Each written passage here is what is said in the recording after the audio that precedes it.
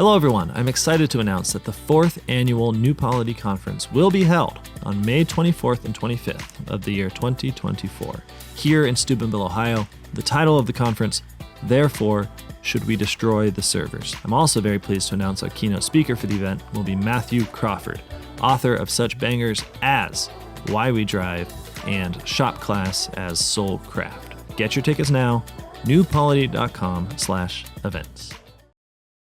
Hello, everyone. Welcome to New Polity's podcast. We are here today because we're so excited to announce New Polity's 4th annual conference here in Steubenville, Ohio, May 23rd, 24th, and 25th. That's 3 days. 3 days, of New Polity. I hope you guys can stand it, and we hope you come. The title of the conference is, Therefore, Should We Destroy the Servers? Should we, Mark? Not the waiters, but the internet servers, once again. Gosh. It's a conference on technology specifically. We really are tired of hearing the sort of general opinion that technology is bad, that it's hurting us, that it's making us lonely and isolated and miserable. But in the end of the day, what are you going to do? It's technology. Here we are. We're on a podcast. We're using microphones, etc. Everyone keep your heads down. We're not going to use any microphones at the conference. Not at all. Project.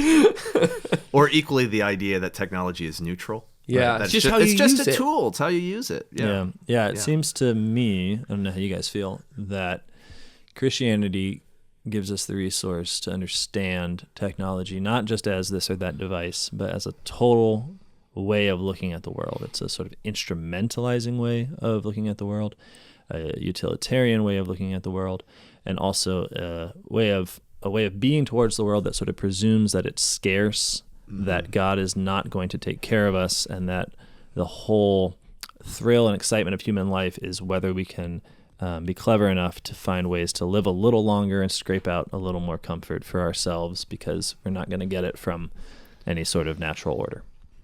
That seems to be the thing we'd like to critique, obviously. And we're not, we should be very clear that this isn't like us just airily imagining a new line of thought here. This is a well-trodden path within philosophy. I'd say anyone who has been concerned with the state of the modern world and has written a book in the last 150 years or so has addressed in some form or another the problem of technology. Absolutely. And so we want to touch on a lot of those thinkers. I'm thinking of Martin Heidegger, Hannah Arendt, Jacques Ellul, obviously McLuhan, my boy Ivan Illich. Yeah. Even go further back, Marx. Yeah, totally. The conference is going to do the work that we're always trying to do and sometimes succeeding at, which is to both allow the space and the community necessary to think about the things as such, to really come away from this conference with an answer of what technology is, which is not an easy discussion. It really requires some contemplation because it's not just tools, it's not just machines, it's not just our devices, it's not just the sum total of all these things. It's a particular paradigm, even as that paradigm manifests itself in things, like in artifacts that we make. So that needs to be addressed. But then it's not all just this heavy lifting, because at the end of the day, I think we have an intuitive sense that these phones are killing us. And these addictions and this life mediated through screens and this constant repetition of the constant repetition that we see in our world, in which some peaceful, customary way of life, place is seen as an opportunity for some new technological development. The kind of replacement of the real with the technological seems to be just so standard today that we can't possibly simply make this just a philosophical conference. So it's going to try to walk that knife edge. And, you know what I'm most excited about? No. Guess you know what? One of the things I'm very excited about? All right, deal. That you're going to debate ChatGPT over its existence. Yeah, I'm excited about that too. I think that's going to be a blast. Yeah, I've been playing around with the software, and I think that ChatGPT is capable of arguing with me live. Trying to defend its existence. Well, they've recently, and I say they because I don't know, But they've recently You're talking about the Kenyans for building it. Yeah. they've recently added a voice software or a voice feature where you can speak with it, which is creepy. But I don't really like to use this thing. But Is I it thought Mark Wahlberg's voice? Well, you can. I mean, this is the thing now. You can have any celebrity. Mark. You can have any celebrity sort of speak to you now. That's one of the perks of modernity. We're here. We're here. All right.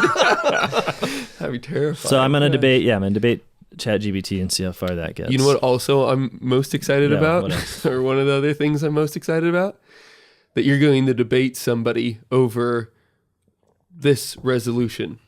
Resolved. Prayer apps are fitting for the spiritual life. Yeah. So we're in conversations with. Which side are you on? Surprise, surprise. Mark's con. Yeah. Well, this is also an open invitation. You know, if you feel like you could successfully argue with me that prayer apps, and this is a broad category, I would say any sort of digitalization of the liturgical or spiritual life, especially of Catholics, obviously, but to extend Hindus are fine too. Yeah, I think it would probably also work for there. Then I'm happy to debate you on the topic. And it's not, it's not just like obvious, I think, because there's a real argument to be said. Like, look, you guys can be all against digital technology, but look at you. You're trying to evangelize through the use of digital technology. And if we're going to start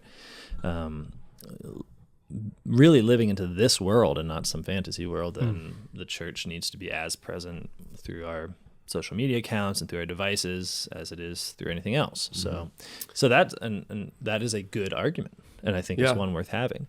Now, I think that's not a sufficient argument, but I would like to debate someone on it. So maybe you're that person. Well, I'm in Send us some an email. conversations with people that work at some of these prayer apps. I think I found you a guy. Oh yeah, And we'll be renouncing that soon, but I'm pretty pumped about this. we'll have to talk about it. Yeah.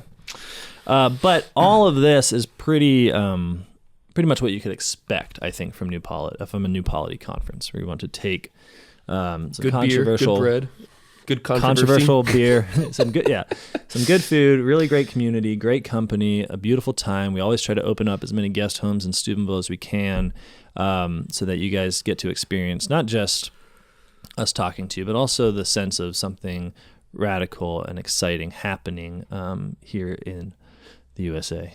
But something that you might not expect from New Polity is that we have a keynote speaker who is just fantastic. And that is Matthew Crawford. You really did the drum roll. Matthew Crawford, everybody. Matthew Crawford, author of... It's right there. Grab it. what do we got? Orange one. Oh, yeah, this is the right one. Okay. All right, Matthew Crawford. I don't know if you can see this. Author of Shop Class as Soulcraft, which is... Hard to say. Yeah, it is hard to say. That is not the best part of the book. This is a bestseller back in 2009. It's a bestseller still today. Yeah, Penguin picked it up at some point. Or Yeah. did he go straight to Penguin? Does anyone go straight to Penguin? Or do they just pick up... Anyway, that's not the question here. The point is that Matthew Crawford is a phenomenal thinker in this regard.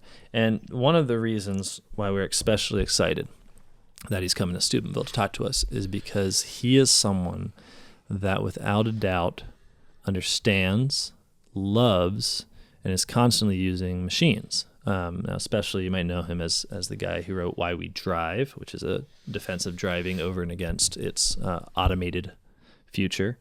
But he's a guy that was also running a auto mechanic shop out of Virginia for a while. He gets called a philosopher mechanic. And I think it's very important to note that Aristotle's rolling over in his grave. sure. That's Aristotle. But I think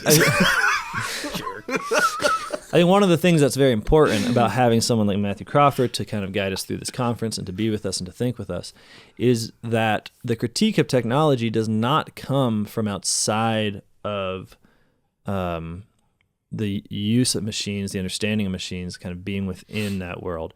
But I think it actually comes from out of it. So what I mean is, we do not want to give the impression, and we certainly don't want to spend a weekend thinking in a pagan way, where we have a disdain, as it were, for the material reality of technology that we're involved in, the labor reality of it, the fact that you have to use it, the fact that it's part of production. We want to distinguish within what we call technology what's good and what's evil.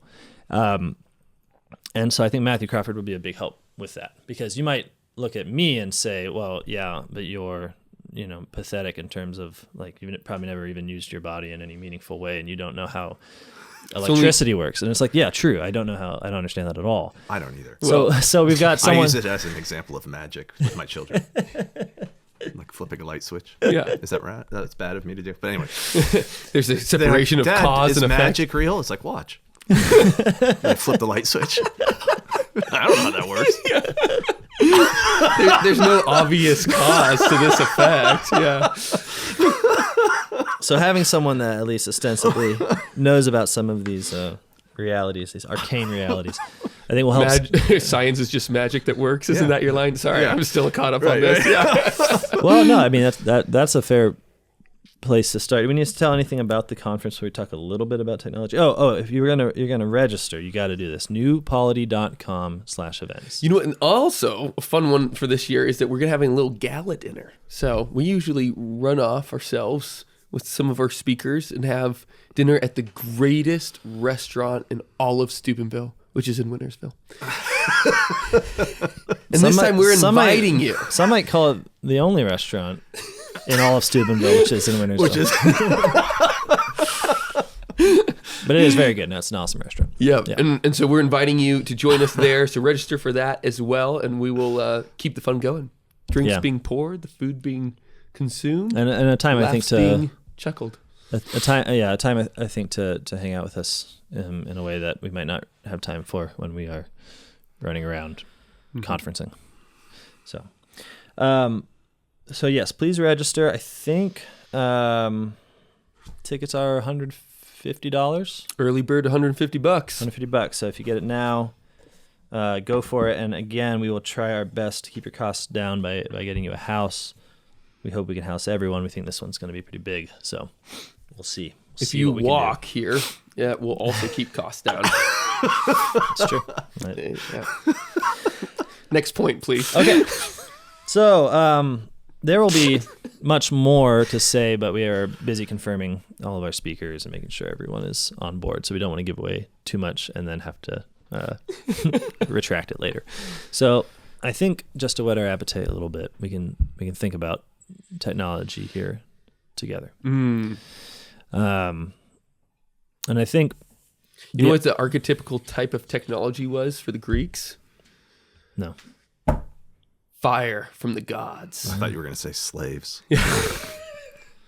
That's what I would have said. Yeah, well, that's actually true too, isn't it? No,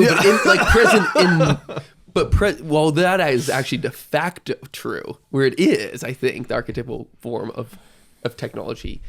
What was present in their minds was Prometheus as fire, something where you are manipulating the very order of the gods, taking from them something that they did not give to you, adjusting the natural order to be able to make it out to have different ends. Work is a transformational activity in terms of taking something that was a given form and giving it a new one to give it a different nature and a different end. There was like some real tragedy in the midst of any type of technological prowess. Yeah. It was sad for them. That's fair, because any kind of within a fallen world, any kind of artifact does have a certain tragedy to it, because it's always caught up in our fear of death and our fear of scarcity and our inability to take the natural world as it comes. But that being said, a critique of technology shouldn't ever land into a naturalism. Rousseau does this a lot, where he has just a basic understanding that the sort of as we get more and more civilized, we get less and less natural. So he has this dichotomy. And so, the sort of natural man is, his skin is hard. He's capable of weathering the elements. He's very strong. He's totally fit to his world, and his world is fit to him. There's no weakness. And then every time he, for the sake of essentially amassing, makes a gain in civilization through the development of artifacts, he loses in terms of nature. So it's a zero-sum game. Right, so right. the ultimately most civilized person is like a larval, pale, British, not just kidding. British. Oh, man. Sorry, To all my English friends, I'm sorry. Yeah. Sorry, it's not true. But there is a real connection there between that ancient vision and this kind of Enlightenment modern one. What I don't like about it is that the description of the naturalist is just the description of the technologist. It's just that he describes man's place in the world as already being an effective technology. So it's not that he says there's real harmony between man and the world. He just says that man is basically an effective tool in the world, which is another way of describing him as an animal, which is basically what Rousseau is doing. Yeah, exactly. So he's sort of crafted in the right way to resist this world that he's really, at the end of the day, not meant for, in just the same way that the very weak civilized person who has all the technology and all the devices to make sure he survives, they're still talking about the same thing. You see this a lot in like right-wing discourse right now, where there's just like a sense that if we could get back to this harder, tougher thing, if we could work out all the time and get really strong, then we would arrive at this more natural state. But the presumption is still one of technology. It's like, well, then you're still presuming that man is not fundamentally made for this world unless he goes to war with it. And so the attitude that both of these things depart from is obviously that there's an Eden, that there's a harmony between man and the world from the beginning, and that in our weakness, or in our need to create, in our need to manipulate the world and form it in certain ways according to certain ends, this is not simply motivated by the ill-fittingness of the world in us, but by an actual perfection within our nature. So we are made in a certain way to form the world to new ends because we are world builders by nature. And that is not a technological paradigm. So no one is saying, like, Adam, you've got to till and keep that garden, because if you don't, you're going to die. It's the effect of tilling and keeping the garden that he doesn't even die. more to the point, subduing and having dominion. Yes, subduing and having dominion is not a conquering of nature, but a fulfillment of it. Right. Yeah, Right. it's within the natural paradigm itself that man's supernatural vocation operates. Yeah. So maybe one way to think about it is to distinguish the sort of Edenic paradigm and the technological paradigm would be to look at a tree. And if you're looking at the tree and you're saying, okay, this is a resource that I can get wood from this tree, so destroy it in its nature and reduce it to a resource and turn that resource to my ends, which are to build a fort, to build a chair, whatever it is, that would be the technological mode. Now, the Edenic mode is to say that the tree longs to be a chair. And obviously the longing is a metaphor that I'm putting there to be a little bit cute. But it's not that much of a metaphor. But in the sense that, like, the fulfillment... in a sort of tree type way. Yeah.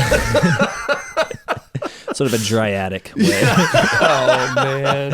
Come on. Insofar as the tree has a nature, it has a certain perfection, and the perfection isn't in itself. I mean, this is the Christian view of the cosmos, that the perfection of things is actually outside of themselves. So you see this, everyone knows this about man, or everyone should, which is that, like, your perfection is ultimately something you couldn't expect. It's in God. It's in what transcends you. But what we often don't do... And also, in that, say the same thing about nature. Sorry, I interrupted you.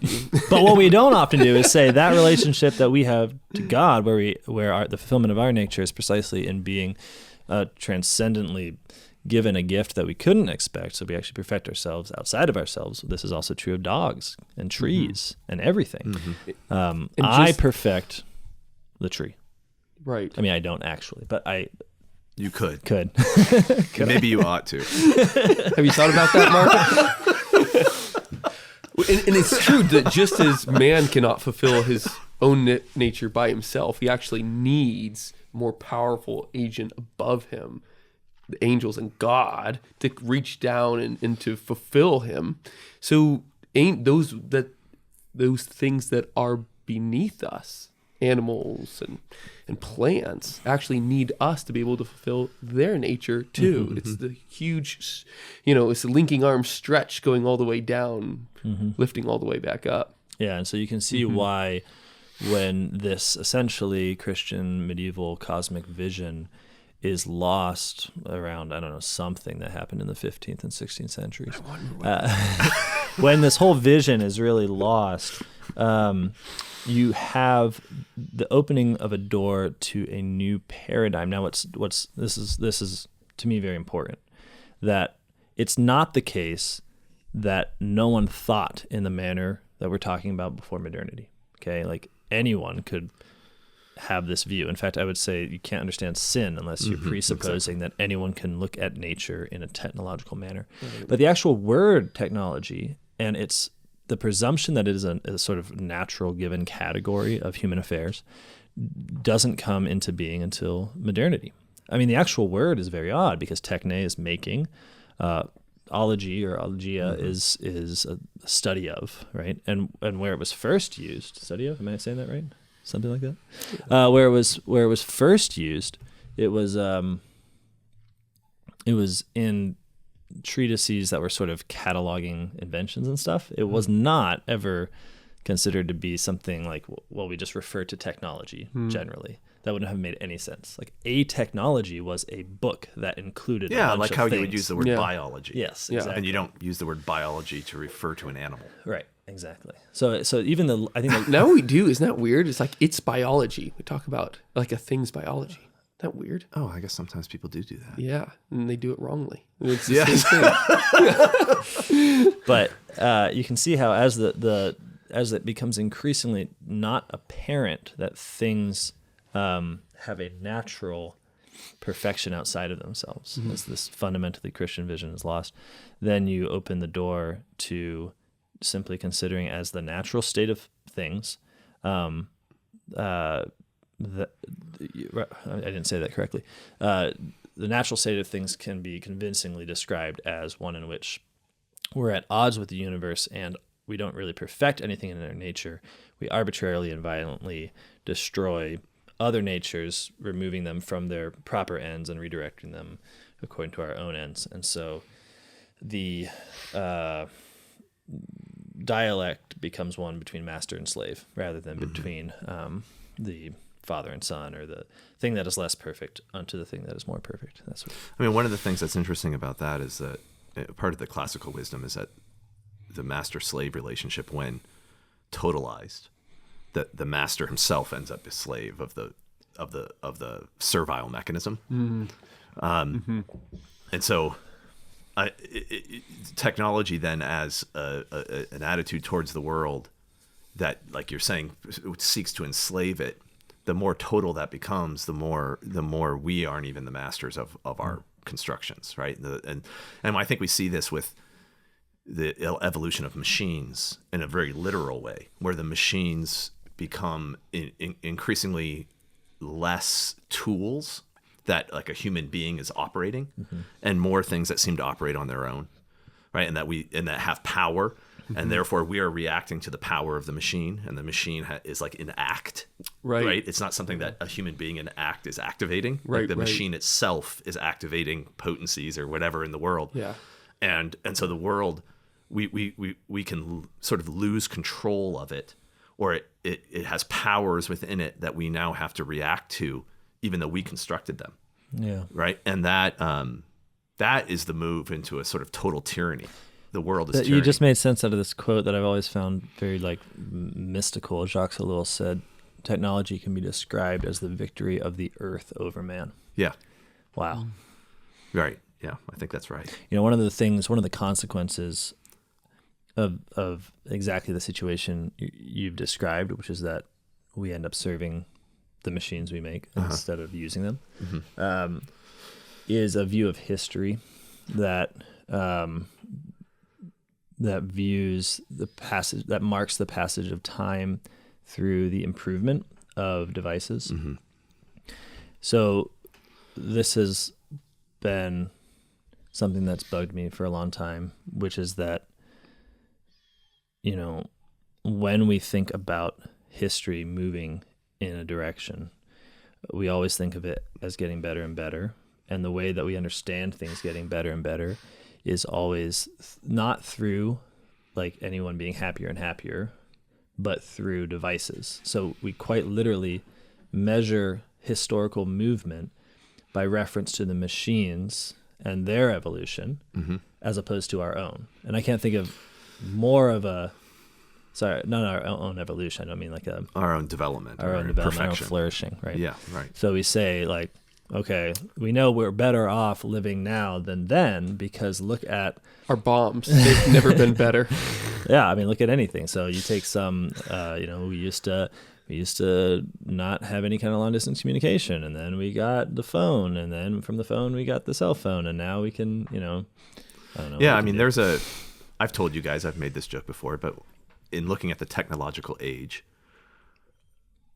an axiom of historical analysis for me is that the future is always worse than you think it's going to be.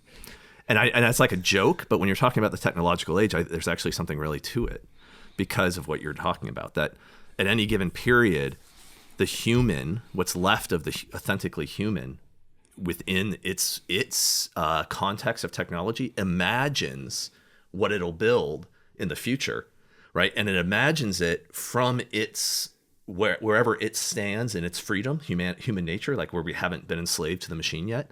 And so we imagine that we'll have these nice machines that we in our freedom will use. Mm. But then what actually happens is as we build it, we ourselves are being degraded, mm-hmm. right? And so we don't realize, like, when it actually comes into the future, we're no longer the relatively more free people that we once were. Now we're more servile. Right. My favorite example, my favorite example of this that you gave. I mean, you were so giddy when the like. I just love glasses. it when I come up with the perfect. Yeah, when I see the perfect instantiation of this axiom. Yeah. Yeah, it was great. They were like, remember Back to the Future? There's like, things that are like digitally projected in the world, and you're like walking along, and there's like a hologram ad pops up, and like, yeah, that was the way we would imagine the sci-fi future, where we're kind of inundated with advertisements that are inundated with media that are in the world. Yeah, and right? Instead we just duct tape an iPhone to our face. Yeah, it's worse. That was my highlight of my year when you said that. I know. But these sorts of things, that's a kind of a funny example where it's right in your face, but it works at a deeper level too. Where things happen, and we're bad at predicting the future because we don't realize how the world we build changes who we are. Mm-hmm. Well, right? I always like to think of the Wright brothers, because if you read their writings, like they're just giddy with flight, like with mm-hmm. the fact that they are going to develop flight, and as they projected in the future, the world was incredible that they mm-hmm. imagined, like we were going to fly. You know what their first words were when they started to fly? Mm. Whee! Jacob. But as we all know, the future is worse than they thought. Yeah. As anyone who's been on an airplane knows, it's like somehow Ryanair. And I don't mean that. I don't think this is a universal axiom. I just think in the technological age, it has become one. Yeah. Well, there's a lot to talk about. It's a very fruitful topic, which is ironic because technology as such is barren. So what else are we doing at this conference? We're talking about like what's the problem with this? Sorry, what's the problem with the screen? Yeah, we'll talk about that. We'll talk about fintech. Well, screens are weird. What's fintech? Yeah, it's financial technology. Dolphins. Screens have always fascinated me because this goes to what you're saying. Like, what was projected in any kind of sci-fi future was a great diversity of innovations and developments. Like we would have more and more inventions that would change the way we live in all sorts of different ways. So we would have jetpacks for travel. We would have, assuming that we'd still want to travel, because the people who are imagining it like travel. That's right. So what kind of invention do we have to travel? And it's like, well, no, what we don't realize is in the future, we're just going to sit in front of a screen. Well, exactly. I mean, that's the thing. It's like we don't care about travel, so the jetpacks never happen. Right. The future is worse than you think it's going to be, and so on and so forth. The point. I was gonna make the slightly different point that that the oh my gosh, I'm just lost it. That the dang it, Andrew. I'm sorry, I blew it. The story of my life. Let's keep talking about jetpacks, though. Oh, right. The fact is, everything has become a new development within screen technology. Mm-hmm. So more and more, we're not seeing a diversity of technological innovations. We're just seeing a constant either fixing of the problem of screens as they become more and more part of our life, or the taking of customary behaviors and ways of doing things and mediating it through a screen. So the screen has in our day, I think, seems obvious, become a sort of technology. And there's something very sad about this because it means that we're being satisfied by the images of things. I mean, a screen is for images. So the technological drive has kind of reached this boring plateau where if anyone says, I've got some new idea, it's because now you can do banking through a screen. And now you can do entertainment through a screen. Now you can have sex through a screen. Now you can anything. I think you can. Well, you can't, but as Andrew, and I will go back to your point, you would say, you don't want to anymore. You don't want to have sex. You have degraded what sex means to the experiences that are possible through a screen. Therefore, you can have sex with a screen. So the future is worse than you thought it was going to be. Much worse. Much worse. We'll talk about all this and more. I'm telling you, it holds. Yeah. You convinced me. Yeah. But you can't. Jacob is right that you can't really have a new polity conference without talking about money on some level. Oh, I guess you're the one that says that. No, I'm just tired of talking. I want you to talk about technique and finance as a part of this conference that people can expect, maybe even look forward to. Well, I think we're going to get a couple of fun guests. We're going to make an amazing announcement, actually, of part of ways in which our financial technologies have both sped up and distracted our commercial lives, and then some of the ways out of it as well. So we're going to have some great guests to point us in the right direction too. So it won't all be negative. No, that's true. Because we'll take the mic away from Mark at some point. Well, hey, that's a good question. What's your favorite device? Me? Yeah, I mean, like, it's not all negative. There's got to be something you like. I mean, I like cars. You like cars? Your car Quite man? a bit. Yeah, really? I really enjoy driving a car. Okay. It's awesome. Got a car man. Jacob? Well, best perk of modernity. Andrew, best perk. I like the book. That's a good piece of. That was before modernity, though. Weren't the first codices, when Christians were coming around? Like printing press stuff. Actually, that was one of these things that everybody says in like apologetic circles. It's like the book was invented right around the advent of Christianity, which made carrying around the Gospels and preaching them more feasible for missionaries. Oh, that's awesome. Isn't that cool? I like penicillin. Yeah. Yeah, that's a good one. Antibiotics in general. Very helpful. Andrew and I got a wood splitter last week. That was splitter? That was fun. Is it one of those gas-powered ones? It's like... We split a lot of wood. Yeah, that's cool. But then, actually, I was looking at something for Adam at Robazzoli, and he sent me this link, and it was entitled a human-powered wood-splitting machine. And it was just this jack guy chopping wood faster than we were splitting it. Felt very emasculated watching that. It's okay. You guys can use machines. You just need to know that they're crutches. It was total crutch, yeah. we're not going to deny that. Okay, marvelous. I think that does it. We should stop talking. All right. Okay. All right. Hey, everyone, please come to our conference. We think it's going to be a blast of a time. I'm excited to learn. It's going to be at a different location this year. Yeah. Come see the new sights of Steubenville. That's right. It'll be very different, but strangely familiar. So there it is.